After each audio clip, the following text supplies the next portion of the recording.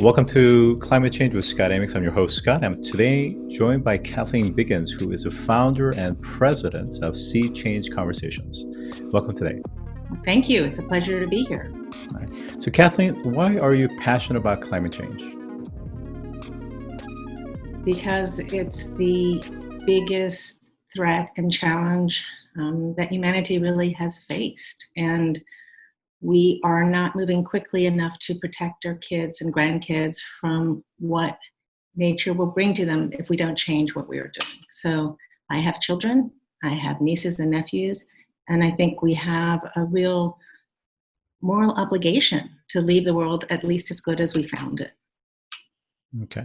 I had a guest named Rebecca Costa recently. She is a social biologist and a futurist. And her argument regarding climate change specifically is that our brains are wired in a way that is really kind of predates us in terms of modern time. So it's one thing if we see imminent danger right in front of us right now that we can avert, but then our brains are not really well suited for really understanding or being able to really internalize the kind of pandemic scale types of issues or the kinds of climate change, things that could destroy human society and the environment here. Do you agree with that? And what are your thoughts? Well, I do agree with that, but I think that we can learn. Just like in the pandemic, the countries that had the experience of dealing with the pandemic earlier were quick off the box, and they took the needed action to keep their population safe and had much better outcomes than those countries who were slower to respond. So we can learn. And I think actually the COVID crisis gives us a chance to learn because there are a lot of parallels between COVID and climate change. I think also thinking of climate change as an issue that is for the future is false. It is hitting us right now. And anyone who is out in their gardens or out in the wilderness or even out in the heat of the summer is recognizing that things are changing. So we're beginning to see it. So I think that we have the ability with strong leadership to actually learn and take actions that perhaps our brains don't tell us are immediate, but our intelligence tells us are wise. Yeah. Well, certainly on a personal level, I've purchased a snowblower and I have not used it for the last 2 years. It's brand new, still sitting in the garage, to your point, that it's now, not necessarily just the future. Now, CChange Conversations is very interesting in that you take a topic like climate change that tends to be very partisan, and you're trying to create a platform to bring non-partisanship. Can you talk to us about that approach, specifically how you're able to penetrate and get the message across to the more conservatives? Sure. So CChange Conversations was started because we recognized that a lot of people just didn't understand how the risk could impact them personally and whether it was a risk that they should care about. And clearly with all the partisanship around the issue, there was a large group, moderates and conservatives, who were not talking about the issue or learning about it. And we wanted to see if there was a way we could reach out and wake them up that this is a human issue, not a partisan issue. And do it in a way that wouldn't inflame their partisan fervor and wouldn't turn them off, because quite honestly, no one likes to be spoken to in a disrespectful or in a real pressure way. And so what we started to do was create a speaker series here in our hometown of Princeton where we could bring in outside experts that our moderate and conservative colleagues, loved ones, and peers would find credible. So we brought in former Republican governor Christine Whitman. We brought in a former risk specialist from Wall Street, the head of a major energy company, a rear admiral, and we had them talk about climate change through their lens of expertise. And we really began to move the needle in our own community of Princeton. But then we realized that many people weren't getting a full 360 view. And so we developed a presentation, a PowerPoint, that we put together how climate change would impact our health and our personal security, our geopolitical stability, and our jobs and economy, things that all humans care about. And in fact, all humans say are the most important things when they go to vote. So we knew that this was a way of framing it that would be accessible to many of those hard to reach targets. And then what we did is bring it to them, bring it out to their associations, to their garden clubs, their country clubs, their Rotary clubs, their Chamber of Commerces, and come into a setting where they're comfortable, they're with their peers, and they're more open to listen. And since we're sponsored by somebody within their own group, they will at least give us a hearing. And we find that once we are able to share our nonpartisan, scientifically based information with them, we've had remarkable success in kind of changing hearts and minds. Well, we've had a lot of different interesting guests on this show before, and some of them have represented actually the military or defense sector. And the way they approach it from a framing and perspective is that of defense, and particularly for America, how climate change affects our ability to protect our nation and our people. So, case in point, you think about the melting Arctic as an example. It not only opens up um, shorter trade routes, but it also becomes very vulnerable in terms of the distance that potential major foes can cross over and access, our portion of the continent very easily. So all of a sudden, then ears perk up among certain conservatives, especially in the military side. Now, there are studies that show that conservatives do, in fact, actually know about what's happening in terms of climate change. Now, from a public political narrative, it may be different. Now, how do we, if we remove the lobbying, the political contributions, and the wealth creation from the legacy industries like oil and gas, would we be in a different situation? Oh, I think we would be, because if you look at the poll numbers, the vast majority of Americans support renewable energy, right? And that's across red and blue states, in part because it brings so many jobs.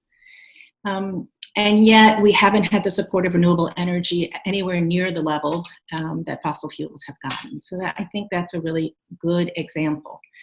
I also think that things are shifting. Younger moderates and conservatives care about this issue.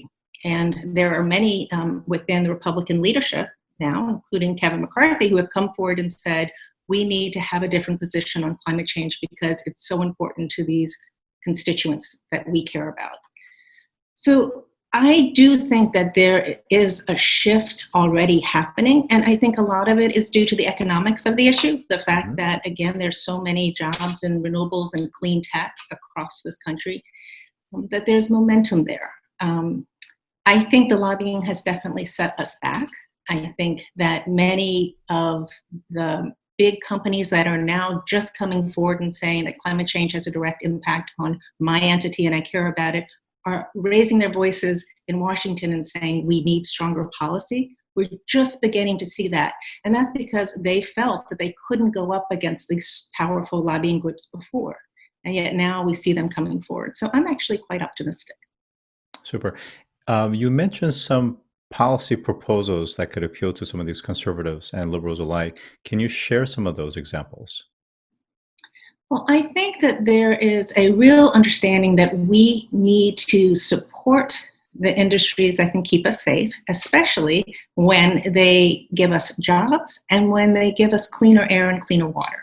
So again, supporting renewable energy is clearly something that has a lot of support.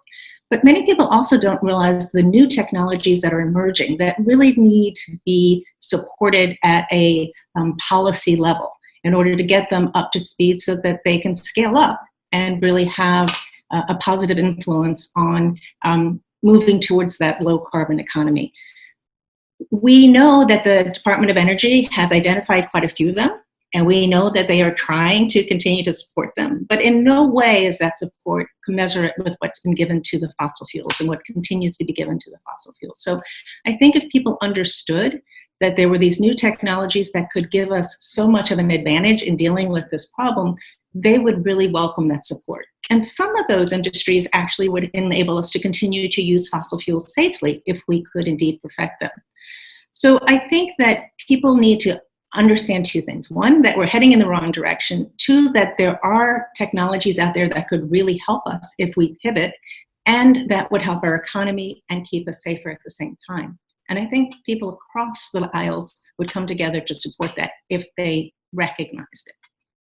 So just to be a little bit more specific, you're talking about examples of carbon sequestration technologies. You're talking about electrification and storage capabilities, as well as just getting better technologies within the renewables. Because solar PV, as an example, is constantly going through next generations of iterations and higher efficiencies. Um, Now, talking about economics, go ahead. I Yes. said, don't forget batteries and the Yeah, difference. storage. Yeah. So, talking about economics is that at least for the current, um, landscape that we're in, where you have the oil and gas commodities and futures market that's collapsed, and the price has become so cheap, it really makes it challenging for the economic sense to really, switch over to renewables in a big way. Matter of fact, it's become so much cheaper to just keep on burning fossil fuel. What do we do when the economics have changed as what we're seeing now, where maybe the impetus or the pressure isn't there? Well, that's interesting you say that, because if you look at the mix in our electricity sector, renewables actually have grown and coal has dropped significantly down to about 15%. So within the electricity sector, we've seen actually the COVID crisis push renewables forward in this country and really around the world. As far as the transportation sector, it's a very difficult one. You're right. I think a lot of people will find that public transportation is dangerous and move back to driving their own cars. They might even go out and buy that bigger car because the gas prices are less. And that's where policy comes in. And policy is so important. And we are seeing around the world other countries continuing to push those policies, even as they work to stimulate their economies to come out of the COVID crisis. Europe is a great example right now. And I think that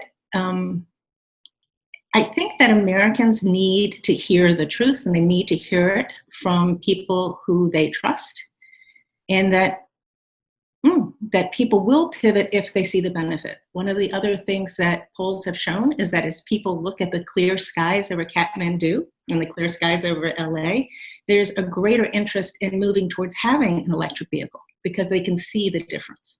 So I think it's going to be interesting, Scott. I think it could go either way. And a lot of it comes from our own leadership at the state, local, and federal level.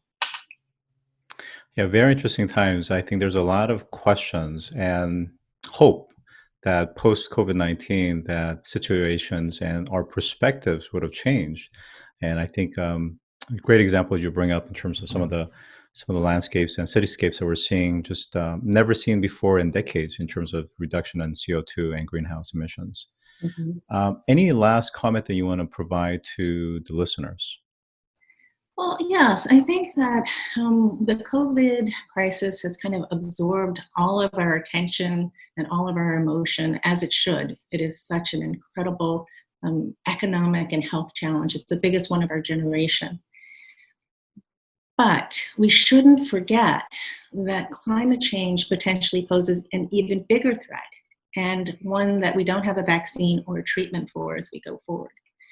And so, as exhausted and emotionally spent as we are, we need to keep our eyes on the horizon and recognize that whatever we do now will impact the good tomorrow. It will impact our safety and security in the future. And it will be our generation as well as our kids and our grandkids, because climate change is happening now. And so I encourage them to keep their eye on the horizon as well. Terrific. So on that note, I've been joined by Kathleen Biggins, founder of CChange Conversations. Thank you.